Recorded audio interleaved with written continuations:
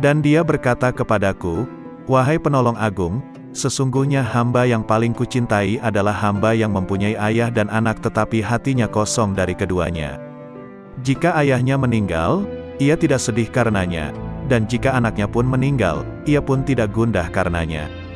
Jika seorang hamba telah mencapai tingkat seperti ini, maka di sisiku tanpa ayah dan tanpa anak, dan tak ada bandingan baginya." Dan dia berkata kepadaku, "Wahai penolong agung, siapa yang tidak merasakan lenyapnya seorang ayah karena kecintaan kepadaku dan lenyapnya seorang anak karena kecintaan kepadaku, maka ia tak akan merasakan lezatnya kesendirian dan ketunggalan." Dia juga berkata kepadaku, "Wahai penolong agung, bila engkau ingin memandangku di setiap tempat, maka engkau harus memilih hati resah yang kosong dari selain aku." Lalu aku bertanya, "Tuhanku, apa ilmunya ilmu itu?" Dia menjawab, "Ilmunya ilmu adalah ketidaktahuan akan ilmu." Dan dia berkata kepadaku, "Wahai penolong agung, berbahagialah seorang hamba yang hatinya condong kepada mujahadah, dan celakalah bagi hamba yang hatinya condong kepada syahwat." Lalu aku bertanya kepada Tuhanku Subhanahu wa Ta'ala tentang Miraj. Dia berkata, "Miraj adalah naik meninggalkan segala sesuatu kecuali aku, dan kesempurnaan Miraj adalah pandangan tidak berpaling dan tidak pula melampauinya." Lalu dia berkata kepadaku, "Wahai penolong agung, tidak ada salat bagi orang yang tidak melakukan Miraj kepadaku." Lalu dia berkata kepadaku, "Wahai penolong agung, orang yang kehilangan salatnya adalah orang yang tidak Miraj kepadaku."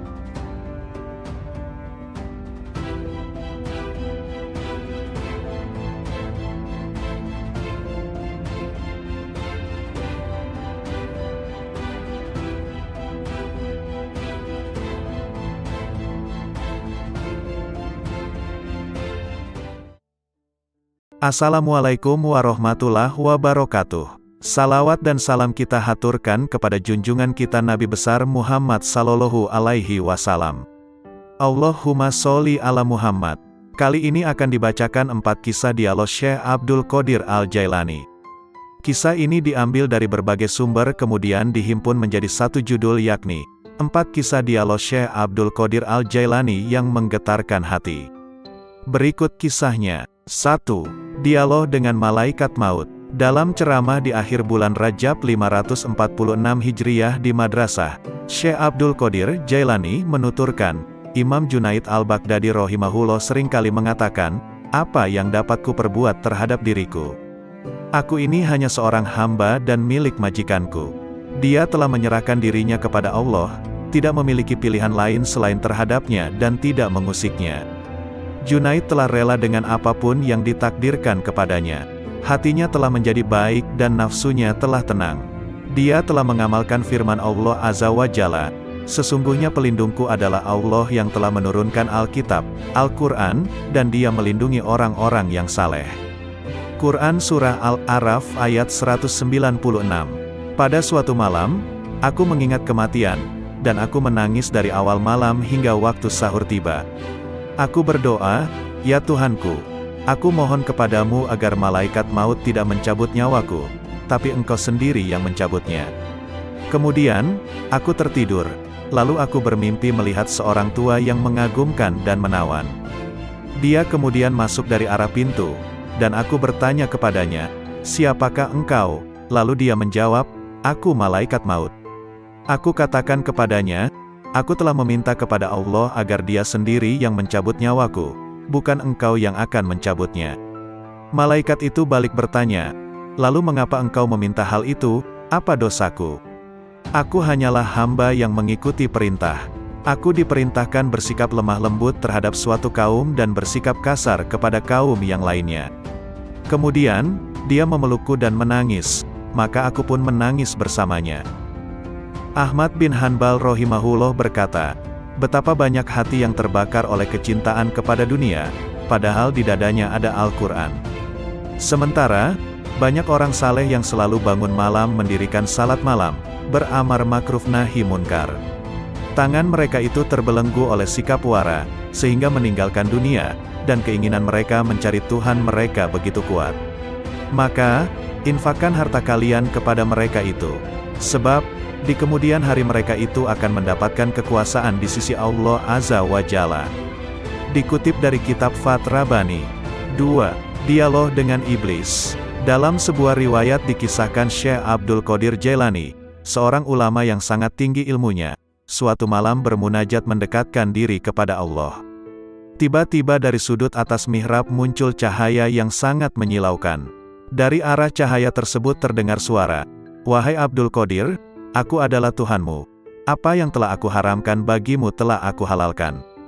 Syekh Abdul Qadir tertegun mendengar suara tersebut. Setelah sadar dari kekagetannya, beliau berkata dalam hati, Muhammad Sallallahu Alaihi Wasallam adalah Nabi dan Rasulullah yang terakhir, maka tidak mungkin Allah Subhanahu wa Ta'ala akan mengubah syariatnya. Kemudian Abdul Qadir yakin bahwa cahaya yang datang itu bukan suara Tuhan melainkan iblis.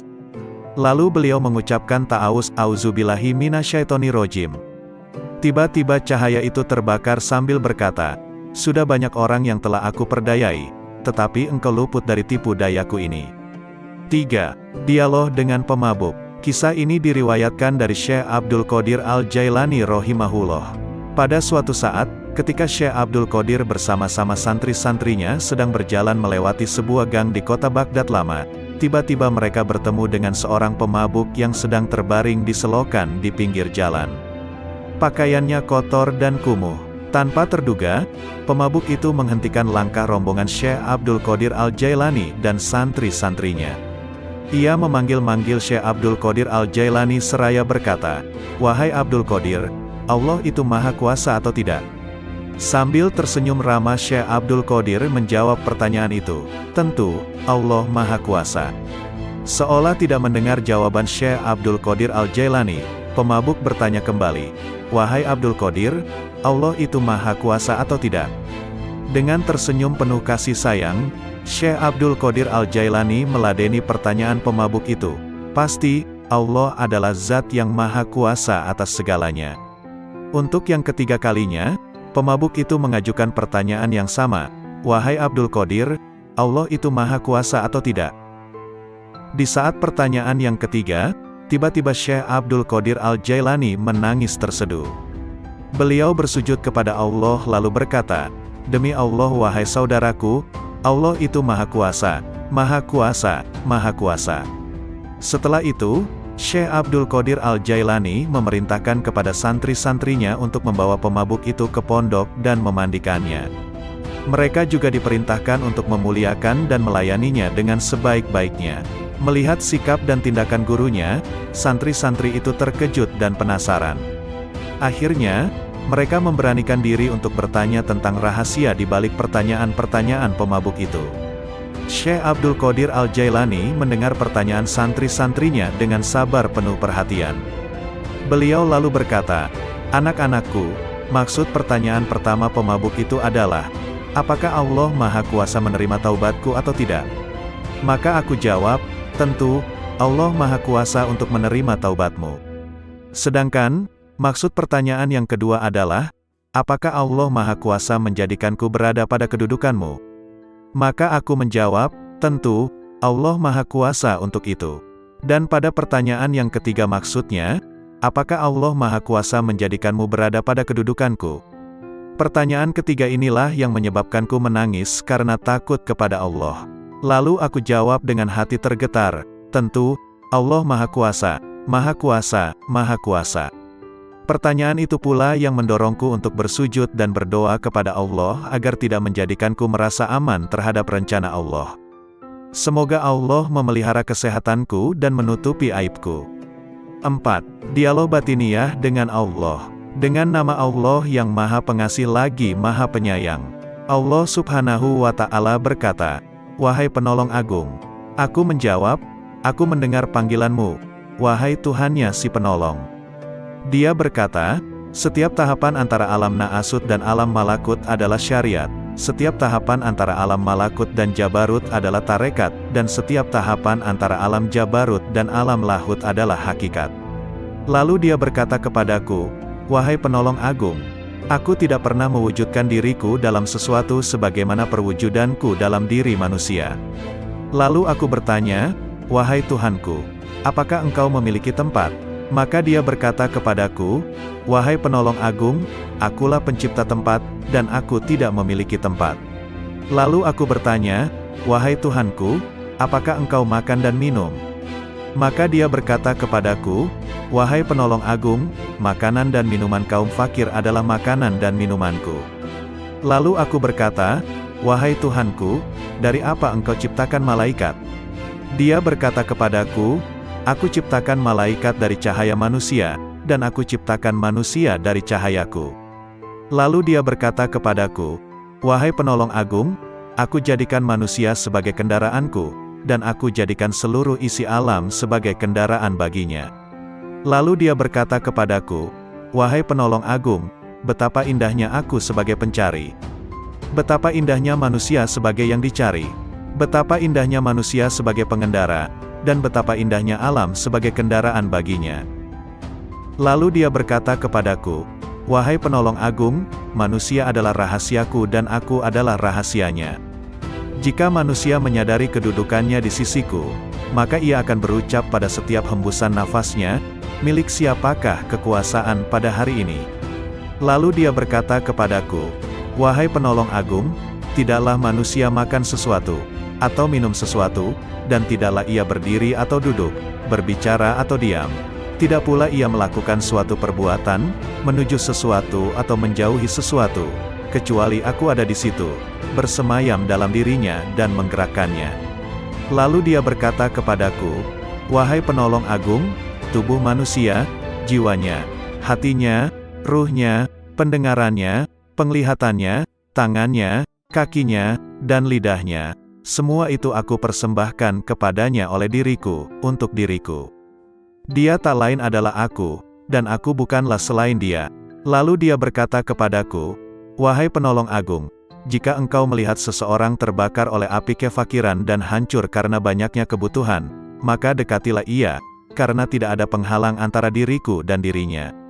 Lalu dia berkata kepadaku, 'Wahai penolong agung, janganlah engkau makan sesuatu atau minum sesuatu dan janganlah engkau tidur, kecuali dengan kehadiran hati yang sadar dan mata yang awas.'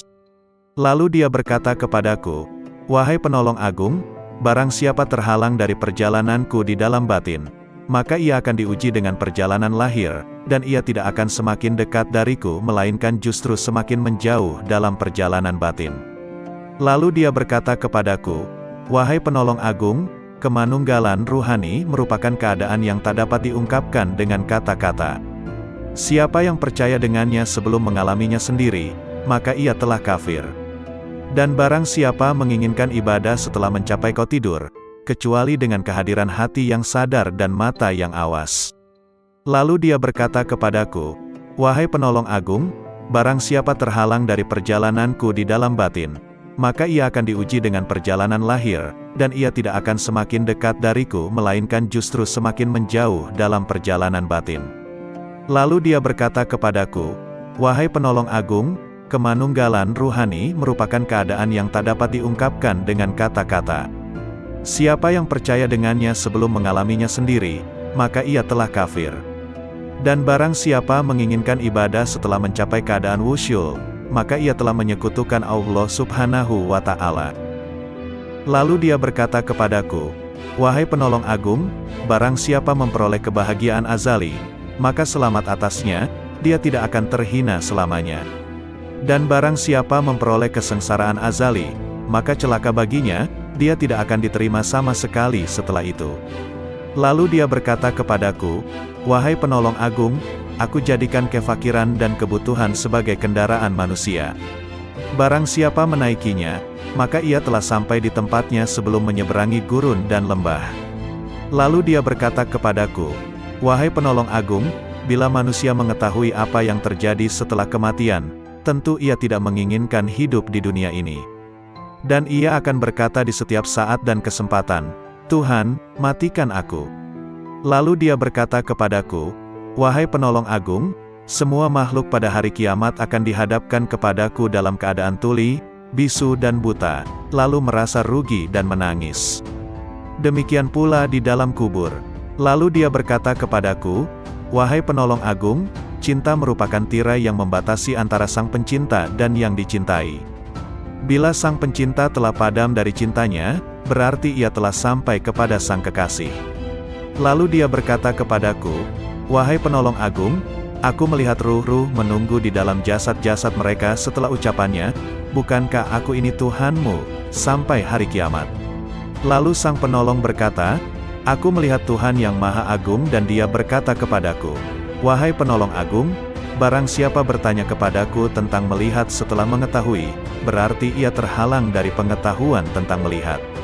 Barang siapa mengira bahwa melihat tidak sama dengan mengetahui, maka berarti ia telah terperdaya oleh melihat Allah Subhanahu wa Ta'ala."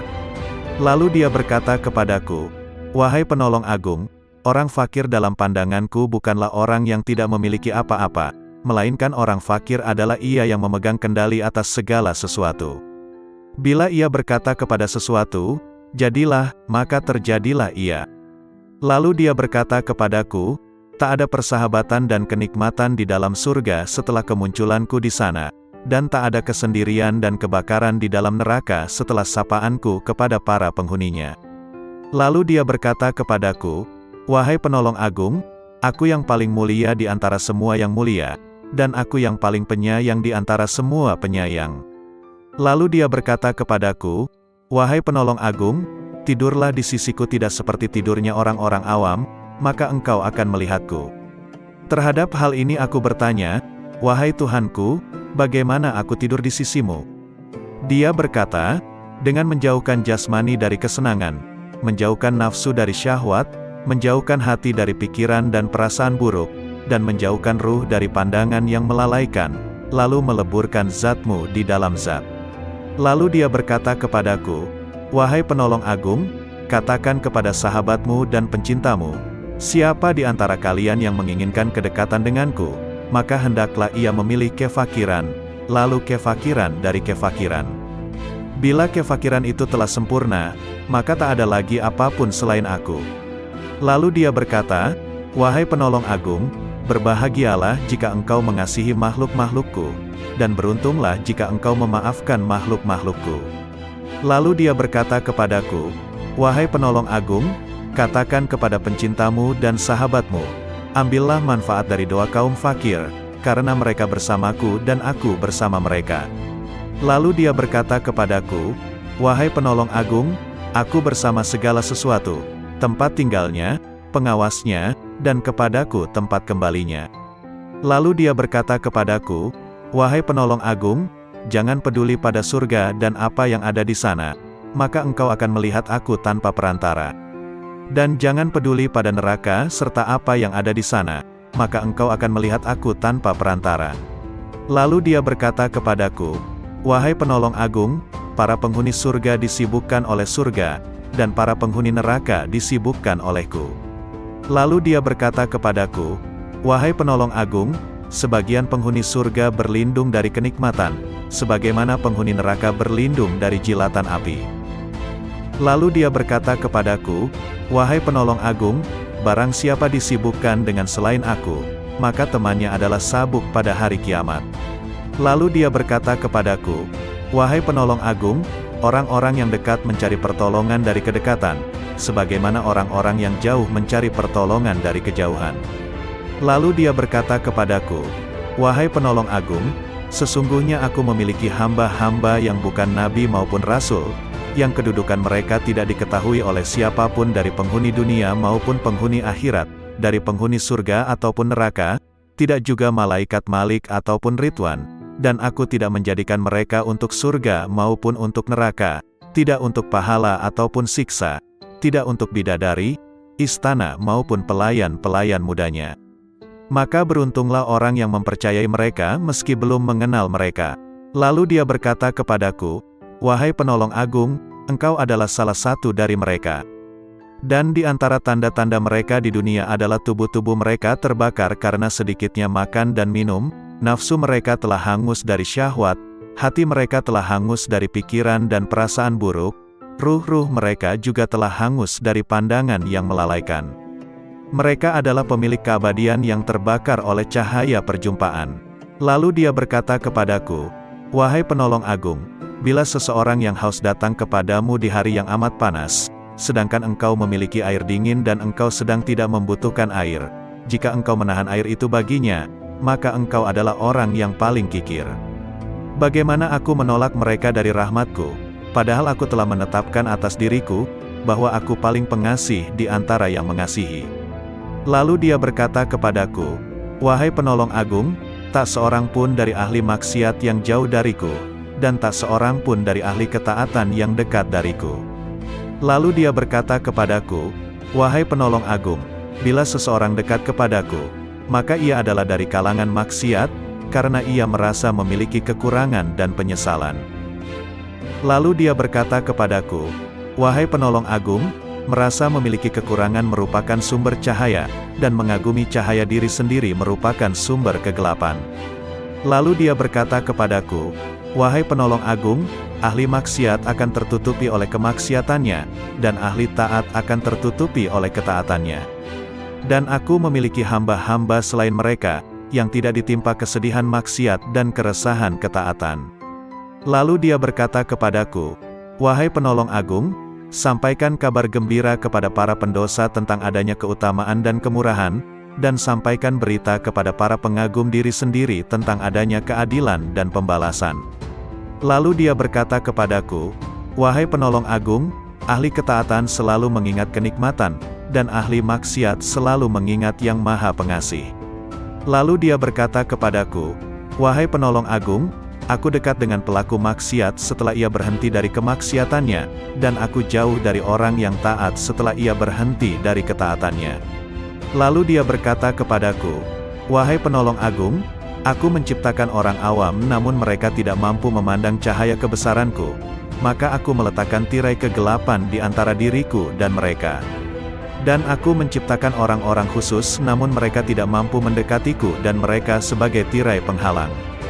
Lalu dia berkata kepadaku, wahai penolong agung, katakan kepada para sahabatmu, siapa di antara mereka yang ingin sampai kepadaku, maka ia harus keluar dari segala sesuatu selain aku. Lalu dia berkata kepadaku, wahai penolong agung, keluarlah dari batas dunia, maka engkau akan sampai ke akhirat. Dan keluarlah dari batas akhirat, maka engkau akan sampai kepadaku. Lalu dia berkata kepadaku, wahai penolong agung, keluarlah engkau dari raga dan jiwamu, lalu keluarlah dari hati dan ruhmu, lalu keluarlah dari hukum dan perintah, maka engkau akan sampai kepadaku. Maka aku bertanya, wahai Tuhanku, salat seperti apa yang paling dekat denganmu? Dia berkata, salat yang di dalamnya tiada apapun kecuali aku, dan orang yang melakukannya lenyap dari salatnya dan tenggelam karenanya. Lalu aku berkata, wahai Tuhanku, puasa seperti apa yang paling utama di sisimu? Dia berkata, puasa yang di dalamnya tiada apapun selain aku, dan orang yang melakukannya lenyap darinya. Lalu aku berkata, wahai Tuhanku, amal apa yang paling utama di sisimu? Dia berkata, amal yang di dalamnya tiada apapun selain aku, baik itu surga ataupun neraka, dan pelakunya lenyap darinya. Lalu aku berkata, wahai Tuhanku, tangisan seperti apa yang paling utama di sisimu? Dia berkata, tangisan orang-orang yang tertawa. Lalu aku berkata, wahai Tuhanku, tertawa seperti apa yang paling utama di sisimu? Dia berkata, tertawanya orang-orang yang menangis karena bertobat. Lalu aku berkata, wahai Tuhanku, tobat seperti apa yang paling utama di sisimu? Dia menjawab, tobatnya orang-orang yang suci. Lalu aku bertanya, wahai Tuhanku, kesucian seperti apa yang paling utama di sisimu? Dia menjawab, kesucian orang-orang yang bertobat. Lalu dia berkata kepadaku, wahai penolong agung, pencari ilmu di mataku tidak mempunyai jalan kecuali setelah ia mengakui kebodohannya, karena jika ia tidak melepaskan ilmu yang ada padanya, ia akan menjadi setan. Berkatalah sang penolong agung, aku bertemu Tuhanku subhanahu wa ta'ala dan aku bertanya kepadanya, wahai Tuhan, apa makna kerinduan? Dia menjawab, wahai penolong agung, engkau mesti merindukanku dan mengosongkan hatimu dari selain aku. Lalu dia berkata kepadaku, wahai penolong agung, jika engkau mengerti bentuk kerinduan maka engkau harus lenyap dari kerinduan, karena ia merupakan penghalang antara si perindu dan yang dirindukan. Lalu dia berkata kepadaku, Wahai penolong agung, bila engkau berniat melakukan tobat, maka pertama kali engkau harus bertobat dari nafsu, lalu mengeluarkan pikiran dan perasaan buruk dari hati dengan mengusir kegelisahan dosa, maka engkau akan sampai kepadaku. Dan hendaknya engkau bersabar, karena bila tidak bersabar berarti engkau hanya bermain-main belaka. Lalu dia berkata kepadaku, wahai penolong agung, bila engkau ingin memasuki wilayahku, maka hendaknya engkau tidak berpaling kepada alam mulk, alam malakut, maupun alam jabarut. Karena alam mulk adalah setannya orang berilmu, dan malakut adalah setannya ahli makrifat, dan jabarut adalah setannya orang yang sadar. Siapa yang puas dengan salah satu dari ketiganya, maka ia akan terusir dari sisiku. Dan dia berkata kepadaku, wahai penolong agung, perjuangan spiritual adalah salah satu lautan di samudera penyaksian dan telah dipilih oleh orang-orang yang sadar. Barang siapa hendak masuk ke samudera musyahadah, maka ia harus memilih mujahadah, karena mujahadah merupakan benih dari musyahadah dan musyahadah tanpa mujahadah adalah mustahil. Barang siapa telah memilih mujahadah, maka ia akan mengalami musyahadah, dikehendaki atau tidak dikehendaki. Dan dia berkata kepadaku, wahai penolong agung, para pencari jalan spiritual tidak dapat berjalan tanpa mujahadah, sebagaimana mereka tak dapat melakukannya tanpa aku. Dan dia berkata kepadaku, wahai penolong agung, sesungguhnya hamba yang paling kucintai adalah hamba yang mempunyai ayah dan anak tetapi hatinya kosong dari keduanya. Jika ayahnya meninggal, ia tidak sedih karenanya, dan jika anaknya pun meninggal, ia pun tidak gundah karenanya. Jika seorang hamba telah mencapai tingkat seperti ini, maka di sisiku tanpa ayah dan tanpa anak, dan tak ada bandingan baginya. Dan dia berkata kepadaku, wahai penolong agung, siapa yang tidak merasakan lenyapnya seorang ayah karena kecintaan kepadaku dan lenyapnya seorang anak karena kecintaan kepadaku, maka ia tak akan merasakan lezatnya kesendirian dan ketunggalan. Dia juga berkata kepadaku, wahai penolong agung, bila engkau ingin memandangku di setiap tempat, maka engkau harus memilih hati resah yang kosong dari selain aku. Lalu aku bertanya, Tuhanku, apa ilmunya ilmu itu? Dia menjawab, ilmunya ilmu adalah ketidaktahuan akan ilmu. Dan dia berkata kepadaku, wahai penolong agung, berbahagialah seorang hamba yang hatinya condong kepada mujahadah, dan celakalah bagi hamba yang hatinya condong kepada syahwat. Lalu aku bertanya kepada Tuhanku subhanahu wa ta'ala tentang Miraj. Dia berkata, Miraj adalah naik meninggalkan segala sesuatu kecuali aku, dan kesempurnaan Miraj adalah pandangan tidak berpaling dan tidak pula melampauinya. Lalu dia berkata kepadaku, wahai penolong agung, tidak ada salat bagi orang yang tidak melakukan miraj kepadaku. Lalu dia berkata kepadaku, wahai penolong agung, orang yang kehilangan salatnya adalah orang yang tidak miraj kepadaku.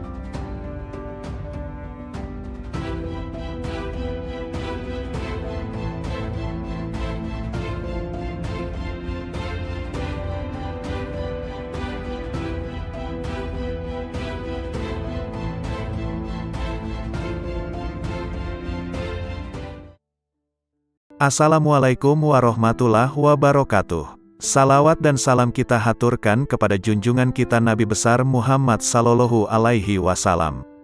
Allahumma sholli ala Muhammad. Kali ini akan dibacakan 4 kisah dialog Syekh Abdul Qadir Al-Jailani. Kisah ini diambil dari berbagai sumber kemudian dihimpun menjadi satu judul yakni 4 kisah dialog Syekh Abdul Qadir Al-Jailani yang menggetarkan hati. Berikut kisahnya. 1. Dialog dengan Malaikat Maut. Dalam ceramah di akhir bulan Rajab 546 Hijriyah di Madrasah, Syekh Abdul Qadir Jailani menuturkan, Imam Junaid Al-Baghdadi rahimahullah seringkali mengatakan, apa yang dapat ku perbuat terhadap diriku? Aku ini hanya seorang hamba dan milik majikanku. Dia telah menyerahkan dirinya kepada Allah, tidak memiliki pilihan lain selain terhadapnya dan tidak mengusiknya. Junaid telah rela dengan apapun yang ditakdirkan kepadanya. Hatinya telah menjadi baik dan nafsunya telah tenang. Dia telah mengamalkan firman Allah Azza wa Jalla, sesungguhnya pelindungku adalah Allah yang telah menurunkan Alkitab, Al-Quran, dan dia melindungi orang-orang yang saleh. Quran Surah Al-A'raf ayat 196. Pada suatu malam, aku mengingat kematian, dan aku menangis dari awal malam hingga waktu sahur tiba. Aku berdoa, ya Tuhanku, aku mohon kepadamu agar malaikat maut tidak mencabut nyawaku, tapi Engkau sendiri yang mencabutnya. Kemudian, aku tertidur, lalu aku bermimpi melihat seorang tua yang mengagumkan dan menawan. Dia kemudian masuk dari arah pintu, dan aku bertanya kepadanya, "Siapakah engkau?" Lalu dia menjawab, "Aku malaikat maut." Aku katakan kepadanya, "Aku telah meminta kepada Allah agar Dia sendiri yang mencabut nyawaku, bukan engkau yang akan mencabutnya." Malaikat itu balik bertanya, "Lalu mengapa engkau meminta hal itu? Apa dosaku? Aku hanyalah hamba yang mengikuti perintah. Aku diperintahkan bersikap lemah lembut terhadap suatu kaum dan bersikap kasar kepada kaum yang lainnya." Kemudian, dia memelukku dan menangis, maka aku pun menangis bersamanya. Ahmad bin Hanbal rahimahullah berkata, betapa banyak hati yang terbakar oleh kecintaan kepada dunia, padahal di dadanya ada Al-Quran. Sementara, banyak orang saleh yang selalu bangun malam mendirikan salat malam, beramar makruf nahi munkar. Tangan mereka itu terbelenggu oleh sikap wara, sehingga meninggalkan dunia, dan keinginan mereka mencari Tuhan mereka begitu kuat. Maka, infakkan harta kalian kepada mereka itu. Sebab, di kemudian hari mereka itu akan mendapatkan kekuasaan di sisi Allah Azza wa Jalla. Dikutip dari kitab Fath Rabbani. 2. Dialog dengan Iblis.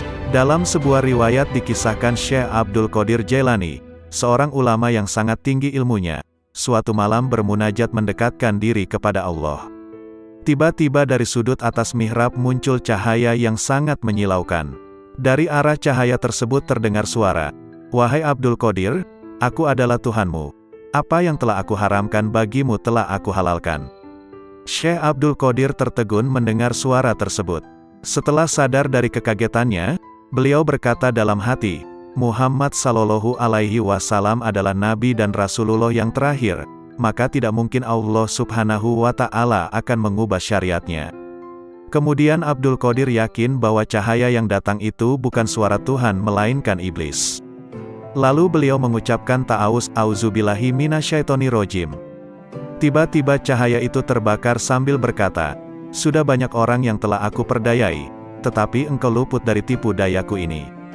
3. Dialog dengan pemabuk. Kisah ini diriwayatkan dari Syekh Abdul Qadir Al-Jailani rahimahullah. Pada suatu saat, ketika Syekh Abdul Qadir bersama-sama santri-santrinya sedang berjalan melewati sebuah gang di kota Baghdad lama, tiba-tiba mereka bertemu dengan seorang pemabuk yang sedang terbaring di selokan di pinggir jalan. Pakaiannya kotor dan kumuh. Tanpa terduga, pemabuk itu menghentikan langkah rombongan Syekh Abdul Qadir Al-Jailani dan santri-santrinya. Ia memanggil-manggil Syekh Abdul Qadir Al-Jailani seraya berkata, "Wahai Abdul Qadir, Allah cahaya perjumpaan." Lalu dia berkata kepadaku, "Wahai penolong agung, bila seseorang yang haus datang kepadamu di hari yang amat panas, sedangkan engkau memiliki air dingin dan engkau sedang tidak membutuhkan air, jika engkau menahan air itu baginya, maka engkau adalah orang yang paling kikir. Bagaimana aku menolak mereka dari rahmatku, padahal aku telah menetapkan atas diriku, bahwa aku paling pengasih di antara yang mengasihi." Lalu dia berkata kepadaku, "Wahai penolong agung, tak seorang pun dari ahli maksiat yang jauh dariku, dan tak seorang pun dari ahli ketaatan yang dekat dariku." Lalu dia berkata kepadaku, "Wahai penolong agung, bila seseorang dekat kepadaku, maka ia adalah dari kalangan maksiat, karena ia merasa memiliki kekurangan dan penyesalan." Lalu dia berkata kepadaku, "Wahai penolong agung, merasa memiliki kekurangan merupakan sumber cahaya, dan mengagumi cahaya diri sendiri merupakan sumber kegelapan." Lalu dia berkata kepadaku, "Wahai penolong agung, ahli maksiat akan tertutupi oleh kemaksiatannya, dan ahli taat akan tertutupi oleh ketaatannya. Dan aku memiliki hamba-hamba selain mereka, yang tidak ditimpa kesedihan maksiat dan keresahan ketaatan." Lalu dia berkata kepadaku, "Wahai penolong agung, sampaikan kabar gembira kepada para pendosa tentang adanya keutamaan dan kemurahan, dan sampaikan berita kepada para pengagum diri sendiri tentang adanya keadilan dan pembalasan." Lalu dia berkata kepadaku, "Wahai penolong agung, ahli ketaatan selalu mengingat kenikmatan, dan ahli maksiat selalu mengingat Yang Maha Pengasih. Lalu dia berkata kepadaku, "Wahai penolong agung, aku dekat dengan pelaku maksiat setelah ia berhenti dari kemaksiatannya, dan aku jauh dari orang yang taat setelah ia berhenti dari ketaatannya." Lalu dia berkata kepadaku, "Wahai penolong agung, aku menciptakan orang awam namun mereka tidak mampu memandang cahaya kebesaranku, maka aku meletakkan tirai kegelapan di antara diriku dan mereka. Dan aku menciptakan orang-orang khusus namun mereka tidak mampu mendekatiku dan mereka sebagai tirai penghalang." Lalu dia berkata kepadaku, "Wahai penolong agung, katakan kepada para sahabatmu, siapa di antara mereka yang ingin sampai kepadaku, maka ia harus keluar dari segala sesuatu selain aku." Lalu dia berkata kepadaku, "Wahai penolong agung, keluarlah dari batas dunia, maka engkau akan sampai ke akhirat. Dan keluarlah dari batas akhirat, maka engkau akan sampai kepadaku."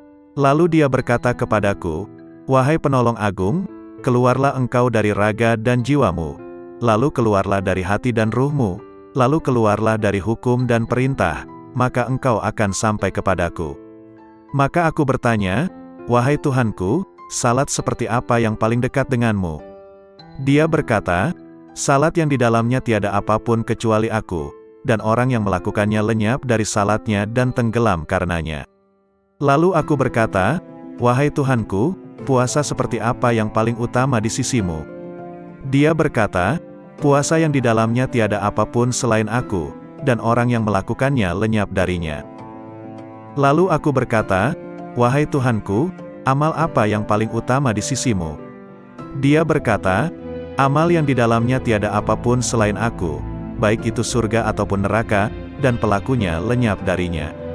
Lalu aku berkata, "Wahai Tuhanku, tangisan seperti apa yang paling utama di sisimu?" Dia berkata, "Tangisan orang-orang yang tertawa." Lalu aku berkata, "Wahai Tuhanku, tertawa seperti apa yang paling utama di sisimu?" Dia berkata, "Tertawanya orang-orang yang menangis karena bertobat." Lalu aku berkata, "Wahai Tuhanku, tobat seperti apa yang paling utama di sisimu?" Dia menjawab, "Tobatnya orang-orang yang suci." Lalu aku bertanya, "Wahai Tuhanku, kesucian seperti apa yang paling utama di sisimu?" Dia menjawab, "Kesucian orang-orang yang bertobat." Lalu dia berkata kepadaku, "Wahai penolong agung, pencari ilmu di mataku tidak mempunyai jalan kecuali setelah ia mengakui kebodohannya, karena jika ia tidak melepaskan ilmu yang ada padanya, ia akan menjadi setan."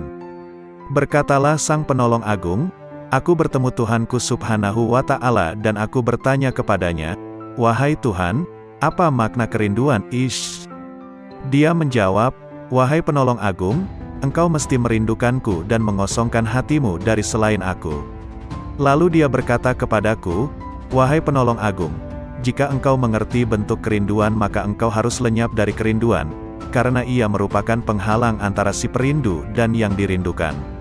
Lalu dia berkata kepadaku, 'Wahai penolong agung, bila engkau berniat melakukan tobat, maka pertama kali engkau harus bertobat dari nafsu, lalu mengeluarkan pikiran dan perasaan buruk dari hati dengan mengusir kegelisahan dosa, maka engkau akan sampai kepadaku. Dan hendaknya engkau bersabar, karena bila tidak bersabar berarti engkau hanya bermain-main belaka.'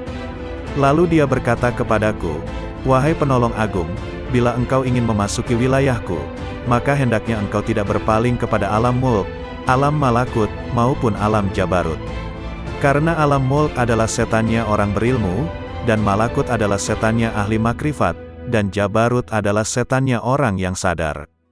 Siapa yang puas dengan salah satu dari ketiganya, maka ia akan terusir dari sisiku.'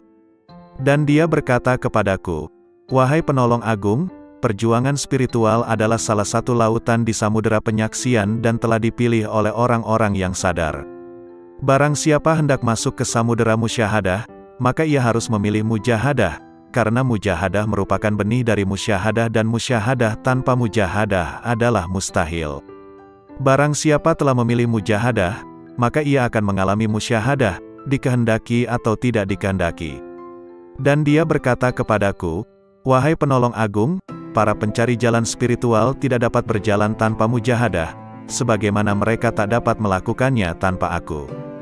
Dan dia berkata kepadaku, Wahai penolong agung, sesungguhnya hamba yang paling kucintai adalah hamba yang mempunyai ayah dan anak tetapi hatinya kosong dari keduanya. Jika ayahnya meninggal, ia tidak sedih karenanya, dan jika anaknya pun meninggal, ia pun tidak gundah karenanya. Jika seorang hamba telah mencapai tingkat seperti ini, maka di sisiku tanpa ayah dan tanpa anak, dan tak ada bandingan baginya. Dan dia berkata kepadaku, wahai penolong agung, siapa yang tidak merasakan lenyapnya seorang ayah karena kecintaan kepadaku dan lenyapnya seorang anak karena kecintaan kepadaku, maka ia tak akan merasakan lezatnya kesendirian dan ketunggalan. Dia juga berkata kepadaku, wahai penolong agung, bila engkau ingin memandangku di setiap tempat, maka engkau harus memilih hati resah yang kosong dari selain aku. Lalu aku bertanya, Tuhanku, apa ilmunya ilmu itu? Dia menjawab, ilmunya ilmu adalah ketidaktahuan akan ilmu. Dan dia berkata kepadaku, wahai penolong agung, berbahagialah seorang hamba yang hatinya condong kepada mujahadah, dan celakalah bagi hamba yang hatinya condong kepada syahwat. Lalu aku bertanya kepada Tuhanku Subhanahu wa Ta'ala tentang Miraj. Dia berkata, Miraj adalah naik meninggalkan segala sesuatu kecuali aku, dan kesempurnaan Miraj adalah pandangan tidak berpaling dan tidak pula melampauinya. Lalu dia berkata kepadaku, wahai penolong agung, tidak ada salat bagi orang yang tidak melakukan Miraj kepadaku.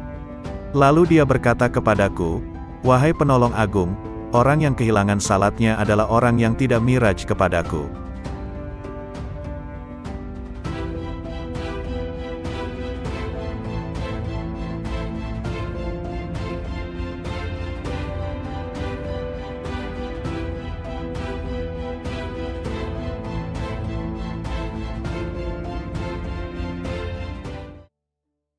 Assalamualaikum warahmatullahi wabarakatuh. Salawat dan salam kita haturkan kepada junjungan kita Nabi besar Muhammad Sallallahu Alaihi Wasallam. Allahumma sholli ala Muhammad. Kali ini akan dibacakan 4 kisah dialog Syekh Abdul Qadir Al-Jailani. Kisah ini diambil dari berbagai sumber kemudian dihimpun menjadi satu judul yakni 4 kisah dialog Syekh Abdul Qadir Al-Jailani yang menggetarkan hati.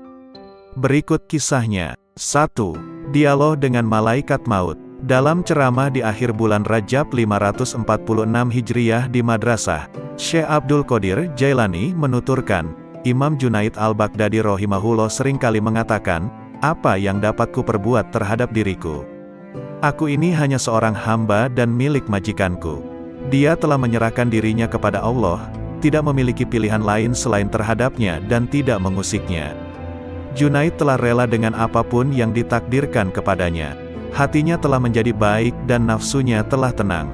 Dia telah mengamalkan firman Allah Azza wa Jalla, sesungguhnya pelindungku adalah Allah yang telah menurunkan Alkitab, Al-Quran, dan dia melindungi orang-orang yang saleh.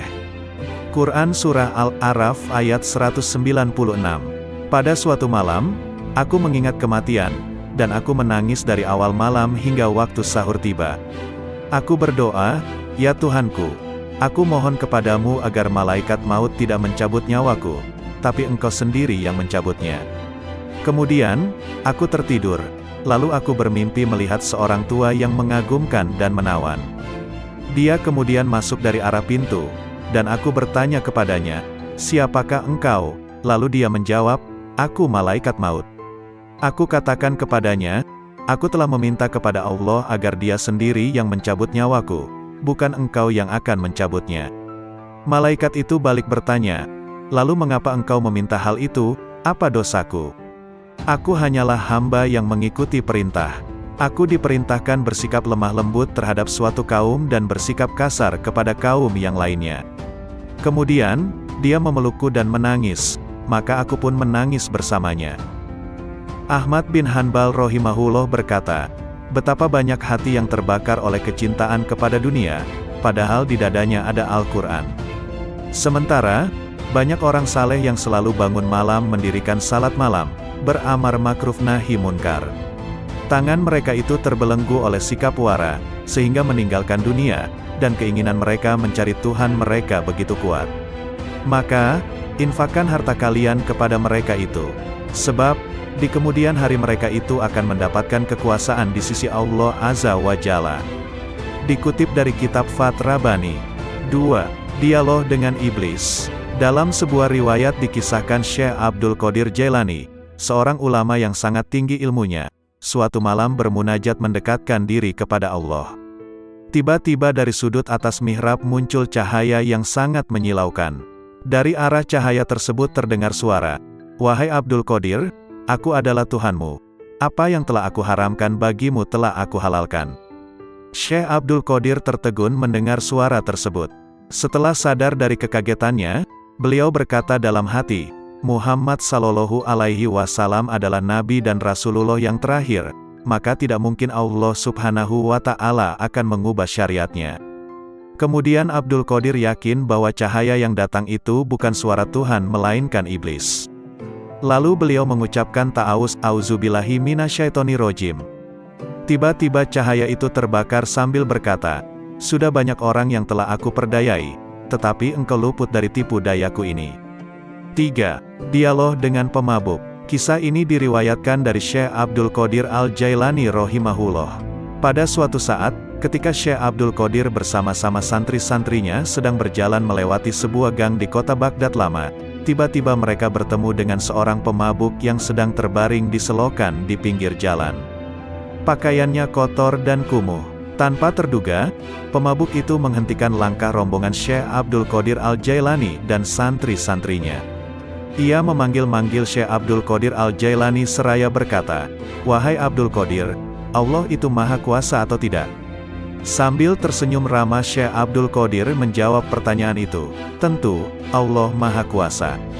Seolah tidak mendengar jawaban Syekh Abdul Qadir Al-Jailani, pemabuk bertanya kembali, "Wahai Abdul Qadir, Allah itu maha kuasa atau tidak?" Dengan tersenyum penuh kasih sayang, Syekh Abdul Qadir Al-Jailani meladeni pertanyaan pemabuk itu. "Pasti, Allah adalah zat yang maha kuasa atas segalanya." Untuk yang ketiga kalinya, pemabuk itu mengajukan pertanyaan yang sama, "Wahai Abdul Qadir, Allah itu maha kuasa atau tidak?" Di saat pertanyaan yang ketiga, tiba-tiba Syekh Abdul Qadir Al-Jailani menangis terseduh. Beliau bersujud kepada Allah lalu berkata, "Demi Allah wahai saudaraku, Allah itu maha kuasa, maha kuasa, maha kuasa." Setelah itu, Syekh Abdul Qadir Al-Jailani memerintahkan kepada santri-santrinya untuk membawa pemabuk itu ke pondok dan memandikannya. Mereka juga diperintahkan untuk memuliakan dan melayaninya dengan sebaik-baiknya. Melihat sikap dan tindakan gurunya, santri-santri itu terkejut dan penasaran. Akhirnya, mereka memberanikan diri untuk bertanya tentang rahasia di balik pertanyaan-pertanyaan pemabuk itu. Syekh Abdul Qadir Al-Jailani mendengar pertanyaan santri-santrinya dengan sabar penuh perhatian. Beliau lalu berkata, "Anak-anakku, maksud pertanyaan pertama pemabuk itu adalah, apakah Allah maha kuasa menerima taubatku atau tidak?" Maka aku jawab, "Tentu, Allah maha kuasa untuk menerima taubatmu." Sedangkan, maksud pertanyaan yang kedua adalah, apakah Allah maha kuasa menjadikanku berada pada kedudukanmu? Maka aku menjawab, "Tentu, Allah maha kuasa untuk itu." Dan pada pertanyaan yang ketiga maksudnya, apakah Allah maha kuasa menjadikanmu berada pada kedudukanku? Pertanyaan ketiga inilah yang menyebabkanku menangis karena takut kepada Allah. Lalu aku jawab dengan hati tergetar, "Tentu, Allah maha kuasa, maha kuasa, maha kuasa." Pertanyaan itu pula yang mendorongku untuk bersujud dan berdoa kepada Allah agar tidak menjadikanku merasa aman terhadap rencana Allah. Semoga Allah memelihara kesehatanku dan menutupi aibku. 4. Dialog batiniyah dengan Allah. Dengan nama Allah yang maha pengasih lagi maha penyayang. Allah Subhanahu wa Ta'ala berkata, "Wahai penolong agung." Aku menjawab, "Aku mendengar panggilanmu, wahai Tuhannya si penolong." Dia berkata, "Setiap tahapan antara alam Na'asut dan alam Malakut adalah syariat, setiap tahapan antara alam Malakut dan Jabarut adalah tarekat, dan setiap tahapan antara alam Jabarut dan alam Lahut adalah hakikat." Lalu dia berkata kepadaku, "Wahai penolong agung, aku tidak pernah mewujudkan diriku dalam sesuatu sebagaimana perwujudanku dalam diri manusia." Lalu aku bertanya, "Wahai Tuhanku, apakah engkau memiliki tempat?" Maka dia berkata kepadaku, "Wahai penolong agung, akulah pencipta tempat, dan aku tidak memiliki tempat." Lalu aku bertanya, "Wahai Tuhanku, apakah engkau makan dan minum?" Maka dia berkata kepadaku, "Wahai penolong agung, makanan dan minuman kaum fakir adalah makanan dan minumanku." Lalu aku berkata, "Wahai Tuhanku, dari apa engkau ciptakan malaikat?" Dia berkata kepadaku, "Aku ciptakan malaikat dari cahaya manusia, dan aku ciptakan manusia dari cahayaku." Lalu dia berkata kepadaku, "Wahai penolong agung, aku jadikan manusia sebagai kendaraanku, dan aku jadikan seluruh isi alam sebagai kendaraan baginya." Lalu dia berkata kepadaku, "Wahai penolong agung, betapa indahnya aku sebagai pencari. Betapa indahnya manusia sebagai yang dicari. Betapa indahnya manusia sebagai pengendara, dan betapa indahnya alam sebagai kendaraan baginya." Lalu dia berkata kepadaku, "Wahai penolong agung, manusia adalah rahasiaku dan aku adalah rahasianya. Jika manusia menyadari kedudukannya di sisiku, maka ia akan berucap pada setiap hembusan nafasnya, 'Milik siapakah kekuasaan pada hari ini?' Lalu dia berkata kepadaku, 'Wahai penolong agung, tidaklah manusia makan sesuatu, atau minum sesuatu, dan tidaklah ia berdiri atau duduk, berbicara atau diam. Tidak pula ia melakukan suatu perbuatan, menuju sesuatu atau menjauhi sesuatu, kecuali aku ada di situ, bersemayam dalam dirinya dan menggerakkannya.' Lalu dia berkata kepadaku, 'Wahai penolong agung, tubuh manusia, jiwanya, hatinya, ruhnya, pendengarannya, penglihatannya, tangannya, kakinya, dan lidahnya, semua itu aku persembahkan kepadanya oleh diriku, untuk diriku. Dia tak lain adalah aku, dan aku bukanlah selain dia.' Lalu dia berkata kepadaku, 'Wahai penolong agung, jika engkau melihat seseorang terbakar oleh api kefakiran dan hancur karena banyaknya kebutuhan, maka dekatilah ia, karena tidak ada penghalang antara diriku dan dirinya.' Lalu dia berkata kepadaku, 'Wahai penolong agung, janganlah engkau makan sesuatu atau minum sesuatu dan janganlah engkau tidur, kecuali dengan kehadiran hati yang sadar dan mata yang awas.' Lalu dia berkata kepadaku, 'Wahai penolong agung, barang siapa terhalang dari perjalananku di dalam batin, maka ia akan diuji dengan perjalanan lahir, dan ia tidak akan semakin dekat dariku melainkan justru semakin menjauh dalam perjalanan batin.' Lalu dia berkata kepadaku, 'Wahai penolong agung, kemanunggalan ruhani merupakan keadaan yang tak dapat diungkapkan dengan kata-kata. Siapa yang percaya dengannya sebelum mengalaminya sendiri, maka ia telah kafir. Dan barang siapa menginginkan ibadah setelah mencapai keadaan wusyul, maka ia telah menyekutukan Allah Subhanahu wa Ta'ala.' Lalu dia berkata kepadaku, 'Wahai penolong agung, barang siapa memperoleh kebahagiaan azali, maka selamat atasnya, dia tidak akan terhina selamanya. Dan barang siapa memperoleh kesengsaraan azali, maka celaka baginya, dia tidak akan diterima sama sekali setelah itu.' Lalu dia berkata kepadaku, 'Wahai penolong agung, aku jadikan kefakiran para pengagum diri sendiri tentang adanya keadilan dan pembalasan.' Lalu dia berkata kepadaku, 'Wahai penolong agung, ahli ketaatan selalu mengingat kenikmatan, dan ahli maksiat selalu mengingat yang maha pengasih.' Lalu dia berkata kepadaku, 'Wahai penolong agung, aku dekat dengan pelaku maksiat setelah ia berhenti dari kemaksiatannya, dan aku jauh dari orang yang taat setelah ia berhenti dari ketaatannya.' Lalu dia berkata kepadaku, 'Wahai penolong agung, aku menciptakan orang awam namun mereka tidak mampu memandang cahaya kebesaranku, maka aku meletakkan tirai kegelapan di antara diriku dan mereka. Dan aku menciptakan orang-orang khusus namun mereka tidak mampu mendekatiku dan mereka sebagai tirai penghalang.' Lalu dia berkata kepadaku, 'Wahai penolong agung, katakan kepada para sahabatmu, siapa di antara mereka yang ingin sampai kepadaku, maka ia harus keluar dari segala sesuatu selain aku.' Lalu dia berkata kepadaku, 'Wahai penolong agung, keluarlah dari batas dunia, maka engkau akan sampai ke akhirat. Dan keluarlah dari batas akhirat, maka engkau akan sampai kepadaku.' Lalu dia berkata kepadaku, 'Wahai penolong agung, keluarlah engkau dari raga dan jiwamu, lalu keluarlah dari hati dan ruhmu, lalu keluarlah dari hukum dan perintah, maka engkau akan sampai kepadaku.' Maka aku bertanya, "Wahai Tuhanku, salat seperti apa yang paling dekat denganmu?" Dia berkata, "Salat yang di dalamnya tiada apapun kecuali aku, dan orang yang melakukannya lenyap dari salatnya dan tenggelam karenanya." Lalu aku berkata, "Wahai Tuhanku, puasa seperti apa yang paling utama di sisimu?" Dia berkata, "Puasa yang di dalamnya tiada apapun selain aku, dan orang yang melakukannya lenyap darinya." Lalu aku berkata, "Wahai Tuhanku, amal apa yang paling utama di sisimu?" Dia berkata, "Amal yang di dalamnya tiada apapun selain aku, baik itu surga ataupun neraka, dan pelakunya lenyap darinya." Lalu aku berkata, "Wahai Tuhanku, tangisan seperti apa yang paling utama di sisimu?" Dia berkata, "Tangisan orang-orang yang tertawa." Lalu aku berkata, "Wahai Tuhanku, tertawa seperti apa yang paling utama di sisimu?" Dia berkata, "Tertawanya orang-orang yang menangis karena bertobat." Lalu aku berkata, "Wahai Tuhanku, tobat seperti apa yang paling utama di sisimu?" Dia menjawab, "Tobatnya orang-orang yang suci."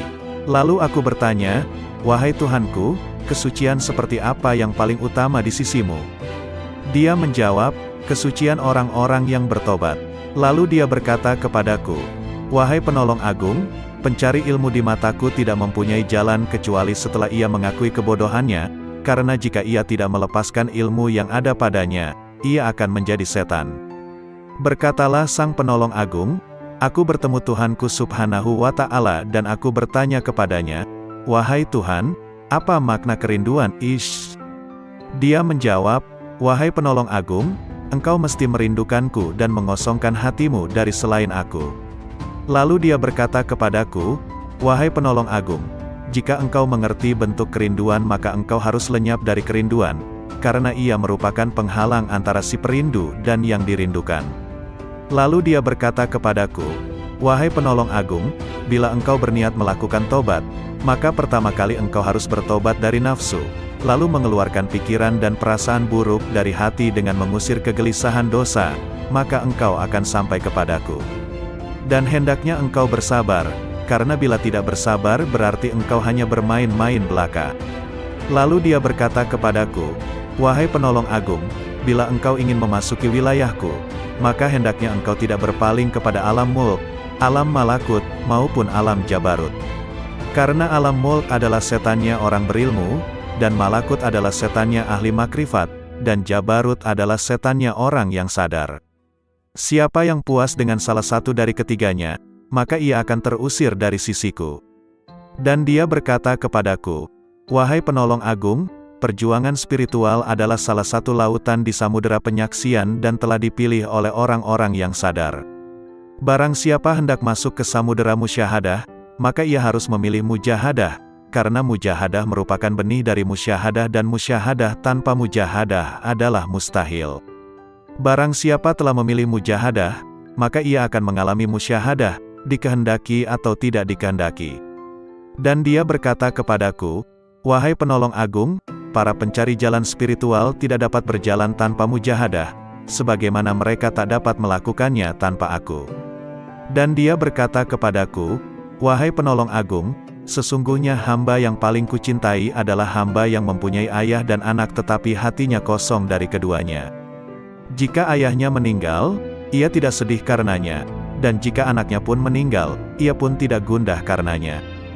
Jika seorang hamba telah mencapai tingkat seperti ini, maka di sisiku tanpa ayah dan tanpa anak, dan tak ada bandingan baginya." Dan dia berkata kepadaku, "Wahai penolong agung, siapa yang tidak merasakan lenyapnya seorang ayah karena kecintaan kepadaku dan lenyapnya seorang anak karena kecintaan kepadaku, maka ia tak akan merasakan lezatnya kesendirian dan ketunggalan." Dia juga berkata kepadaku, "Wahai penolong agung, bila engkau ingin memandangku di setiap tempat, maka engkau harus memilih hati resah yang kosong dari selain aku." Lalu aku bertanya, "Tuhanku, apa ilmunya ilmu itu?" Dia menjawab, "Ilmunya ilmu adalah ketidaktahuan akan ilmu." Dan dia berkata kepadaku, "Wahai penolong agung, berbahagialah seorang hamba yang hatinya condong kepada mujahadah, dan celakalah bagi hamba yang hatinya condong kepada syahwat." Lalu aku bertanya kepada Tuhanku Subhanahu wa Ta'ala tentang Miraj. Dia berkata, Miraj adalah naik meninggalkan segala sesuatu kecuali aku, dan kesempurnaan Miraj adalah pandangan tidak berpaling dan tidak pula melampauinya. Lalu dia berkata kepadaku, wahai penolong agung, tidak ada salat bagi orang yang tidak melakukan Miraj kepadaku. Lalu dia berkata kepadaku, wahai penolong agung, orang yang kehilangan salatnya adalah orang yang tidak Miraj kepadaku.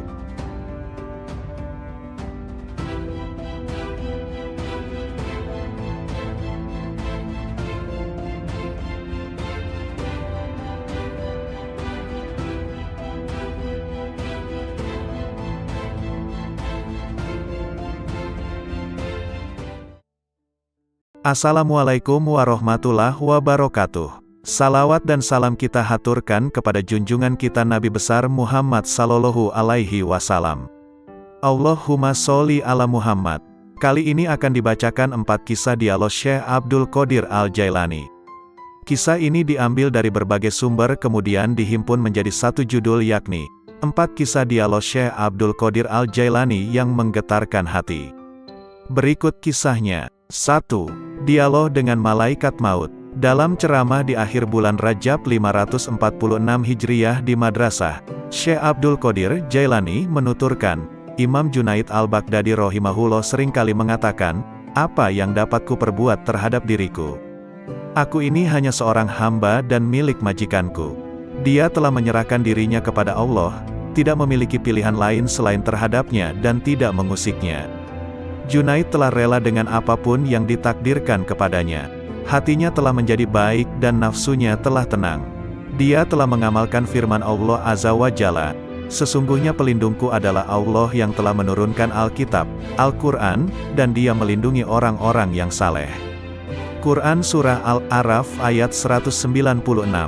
Pada suatu malam, aku mengingat kematian, dan aku menangis dari awal malam hingga waktu sahur tiba.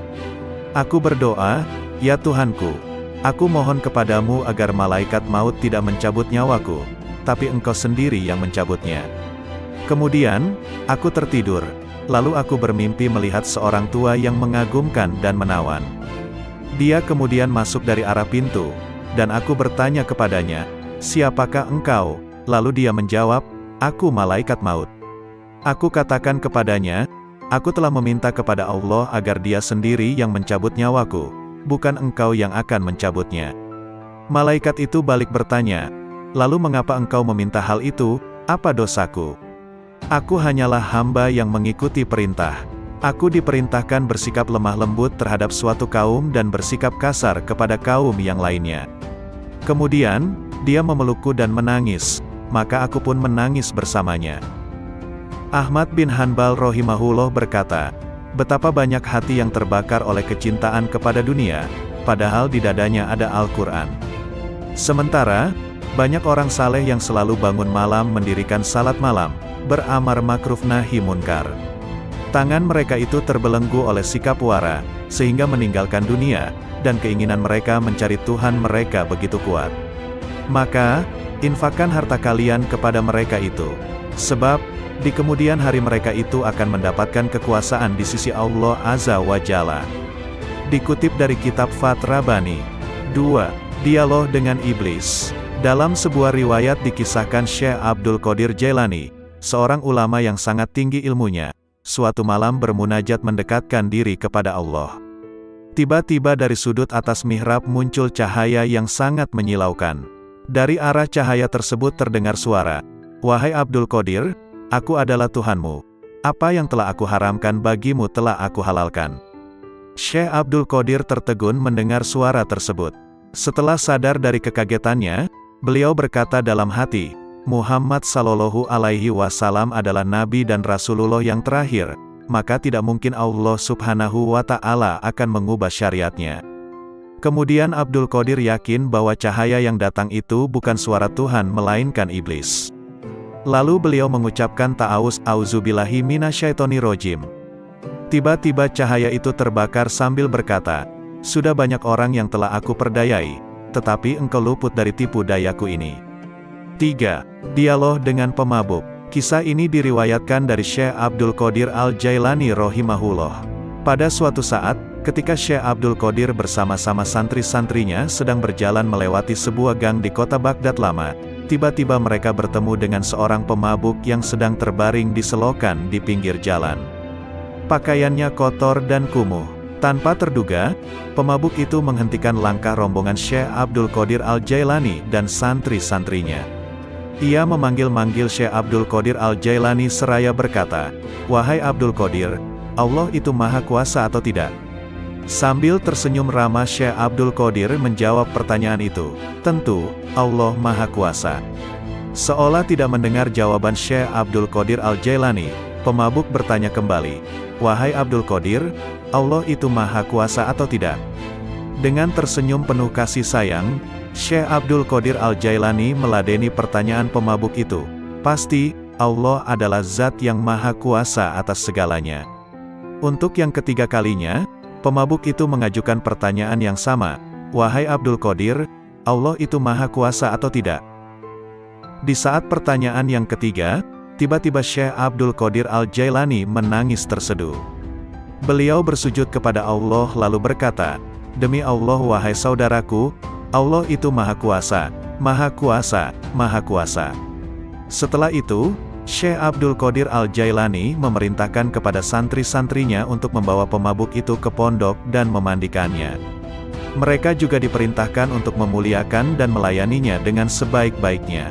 Melihat sikap dan tindakan gurunya, santri-santri itu terkejut dan penasaran. Akhirnya, mereka memberanikan diri untuk bertanya tentang rahasia di balik pertanyaan-pertanyaan pemabuk itu. Syekh Abdul Qadir Al-Jailani mendengar pertanyaan santri-santrinya dengan sabar penuh perhatian. Beliau lalu berkata, "Anak-anakku, maksud pertanyaan pertama pemabuk itu adalah, apakah Allah Maha Kuasa menerima taubatku atau tidak?" Maka aku jawab, "Tentu, Allah Maha Kuasa untuk menerima taubatmu." Sedangkan, maksud pertanyaan yang kedua adalah, apakah Allah Maha Kuasa menjadikanku berada pada kedudukanmu? Maka aku menjawab, "Tentu, Allah Maha Kuasa untuk itu." Dan pada pertanyaan yang ketiga maksudnya, apakah Allah Maha Kuasa menjadikanmu berada pada kedudukanku? Pertanyaan ketiga inilah yang menyebabkanku menangis karena takut kepada Allah. Lalu aku jawab dengan hati tergetar, "Tentu, Allah Maha Kuasa, Maha Kuasa, Maha Kuasa." Pertanyaan itu pula yang mendorongku untuk bersujud dan berdoa kepada Allah agar tidak menjadikanku merasa aman terhadap rencana Allah. Semoga Allah memelihara kesehatanku dan menutupi aibku. 4. Dialog batiniyah dengan Allah. Dengan nama Allah yang Maha Pengasih lagi Maha Penyayang. Allah Subhanahu wa Ta'ala berkata, "Wahai penolong agung." Aku menjawab, "Aku mendengar panggilanmu, wahai Tuhannya si penolong."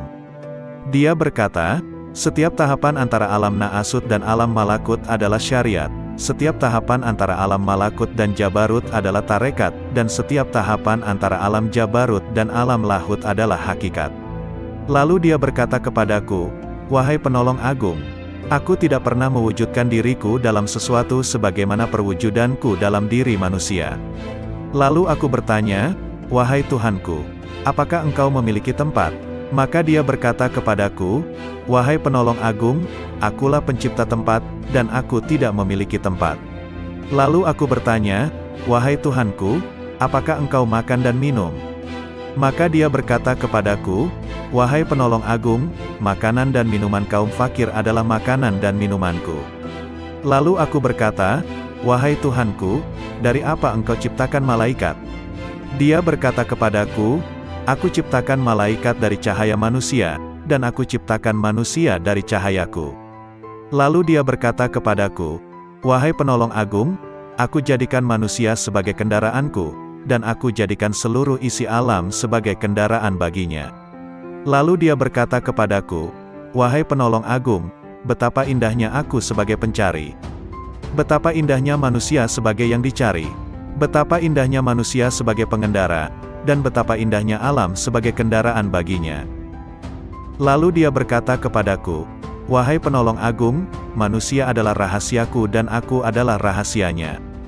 Jika manusia menyadari kedudukannya di sisiku, maka ia akan berucap pada setiap hembusan nafasnya, 'Milik siapakah kekuasaan pada hari ini?' Lalu dia berkata kepadaku, "Wahai penolong agung, tidaklah manusia makan sesuatu, atau minum sesuatu, dan tidaklah ia berdiri atau duduk, berbicara atau diam. Tidak pula ia melakukan suatu perbuatan, menuju sesuatu atau menjauhi sesuatu, kecuali aku ada di situ, bersemayam dalam dirinya dan menggerakkannya."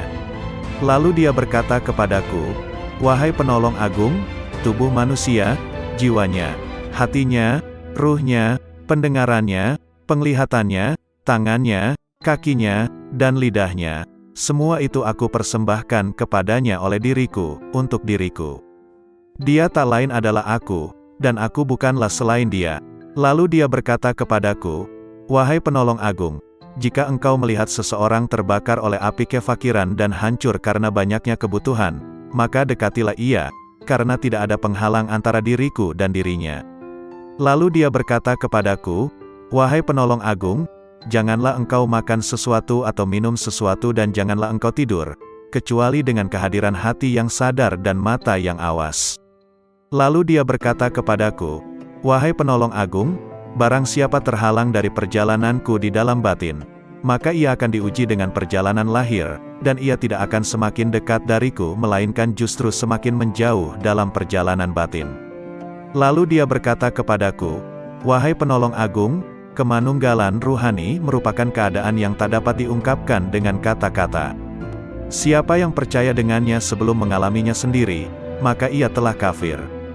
Dan barang siapa menginginkan ibadah setelah mencapai keadaan wusyul, maka ia telah menyekutukan Allah Subhanahu wa Ta'ala." Lalu dia berkata kepadaku, "Wahai penolong agung, barang siapa memperoleh kebahagiaan azali, maka selamat atasnya, dia tidak akan terhina selamanya. Dan barang siapa memperoleh kesengsaraan azali, maka celaka baginya, dia tidak akan diterima sama sekali setelah itu." Lalu dia berkata kepadaku, "Wahai penolong agung, aku jadikan kefakiran dan kebutuhan sebagai kendaraan manusia. Barang siapa menaikinya, maka ia telah sampai di tempatnya sebelum menyeberangi gurun dan lembah." Lalu dia berkata kepadaku, "Wahai penolong agung, bila manusia mengetahui apa yang terjadi setelah kematian, tentu ia tidak menginginkan hidup di dunia ini. Dan ia akan berkata di setiap saat dan kesempatan, 'Tuhan, matikan aku.' Lalu dia berkata kepadaku, 'Wahai penolong agung, semua makhluk pada hari kiamat akan dihadapkan kepadaku dalam keadaan tuli, bisu dan buta, lalu merasa rugi dan menangis. Demikian pula di dalam kubur.' Lalu dia berkata kepadaku, 'Wahai penolong agung, cinta merupakan tirai yang membatasi antara sang pencinta dan yang dicintai. Bila sang pencinta telah padam dari cintanya, berarti ia telah sampai kepada sang kekasih.' Lalu dia berkata kepadaku, 'Wahai penolong agung, aku melihat ruh-ruh menunggu di dalam jasad-jasad mereka setelah ucapannya, bukankah aku ini Tuhanmu, sampai hari kiamat?' Lalu sang penolong berkata, 'Aku melihat Tuhan yang Maha Agung dan Dia berkata kepadaku, Wahai penolong agung, barang siapa bertanya kepadaku tentang melihat setelah mengetahui, berarti ia terhalang dari pengetahuan tentang melihat. Barang siapa mengira bahwa melihat tidak sama dengan mengetahui, maka berarti ia telah terperdaya oleh melihat Allah Subhanahu wa Ta'ala.' Lalu dia berkata kepadaku, 'Wahai penolong agung, orang fakir dalam pandanganku bukanlah orang yang tidak memiliki apa-apa, melainkan orang fakir adalah ia yang memegang kendali atas segala sesuatu. Bila ia berkata engkau luput dari tipu dayaku ini.' 3. Dialog dengan pemabuk. Kisah ini diriwayatkan dari Syekh Abdul Qadir Al-Jailani rahimahullah. Pada suatu saat, ketika Syekh Abdul Qadir bersama-sama santri-santrinya sedang berjalan melewati sebuah gang di kota Baghdad lama, tiba-tiba mereka bertemu dengan seorang pemabuk yang sedang terbaring di selokan di pinggir jalan. Pakaiannya kotor dan kumuh. Tanpa terduga, pemabuk itu menghentikan langkah rombongan Syekh Abdul Qadir Al-Jailani dan santri-santrinya. Ia memanggil-manggil Syekh Abdul Qadir Al-Jailani seraya berkata, "Wahai Abdul Qadir, Allah itu maha kuasa atau tidak?" Sambil tersenyum ramah Syekh Abdul Qadir menjawab pertanyaan itu, "Tentu, Allah maha kuasa." Seolah tidak mendengar jawaban Syekh Abdul Qadir Al-Jailani, pemabuk bertanya kembali, "Wahai Abdul Qadir, Allah itu maha kuasa atau tidak?" Dengan tersenyum penuh kasih sayang, Syekh Abdul